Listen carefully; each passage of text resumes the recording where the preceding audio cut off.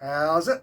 Welcome along to Bez's Garage for part 7 of the Kingkat build. So, been a kind of busy day, to be honest. Been flat out today working on the mower. Want to get it up and going. So, if you have a look at the mower, what we've got is it's changed quite considerably from when you last saw it. So, what I've effectively done is I've fully bolted the seat down. So, bolted it down. It's come from underneath onto the mounts that we had there, and then to try and fit the guard somehow over there. So because of the placement of the wheels and the tyres and all that sort of stuff, there was a lot of mucking around with fitting the guard in. So what I've done is I've extended out the sides and made some footwell area, and I've put some little side bits on. Now we're going to put some aluminium checker plate down there, which will come out past here a little bit and past the front, so it'll stop wheels from coming in the side.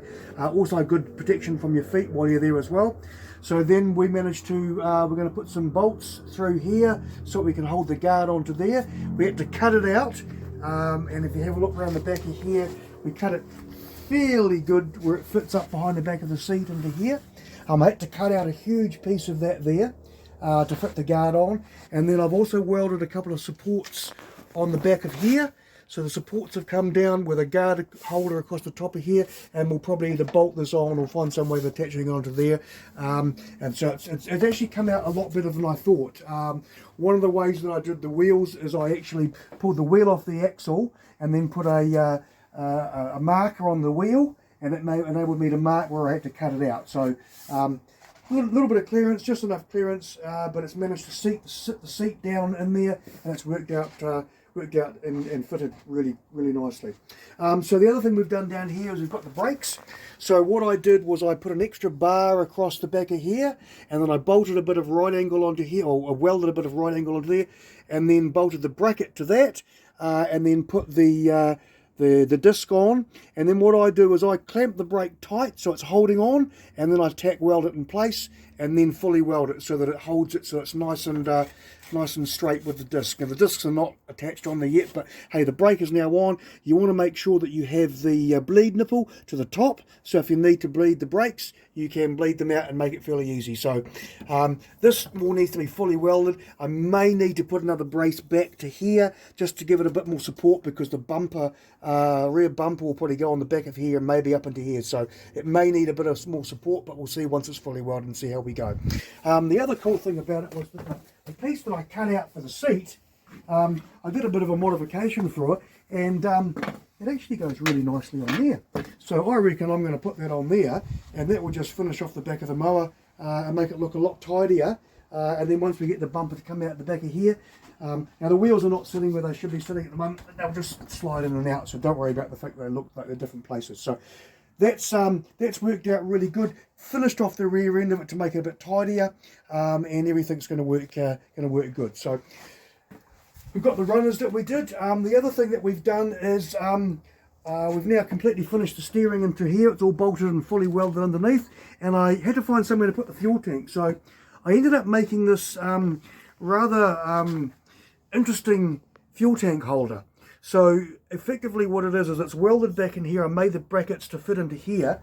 So the fuel tank, which is this one here, so it actually just fits really quite well into here. Once we slide it across. Come on, in you go. Right, so it fits into there. Now I've also drilled and tapped a couple of holes on the side of here. So what we'll do is we'll put a couple of bolts in there and a couple of bolts in here, and we'll put a stretchy across, and that will just, it may not need it, but we'll do that just to hold the tank in there. So the tank now sits really well in there, and then we've got the hose that's going to come down and come over to the fuel pump.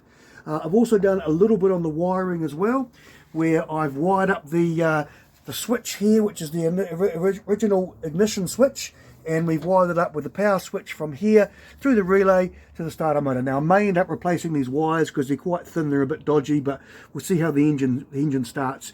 The battery is going to be underneath over here. We're going to hide it up underneath here. I've got to get a battery, but it's going to effectively be up inside over here. So we're actually not that far away from actually starting the mower up. So I've got to connect everything up and see if it'll crank over, check whether there's oil in there and get it started. and then I also need to fit an accelerator pedal on there. Yeah, basically it's been a full-on day. I've had a good day working on it today, and in the next couple of days we'll get to start it.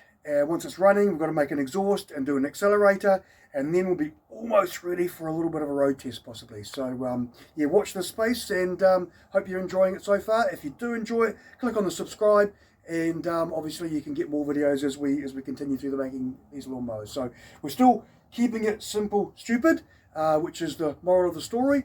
And if you've got any suggestions or you need any more help with anything, just let me know. Until next time, Basil's Garage.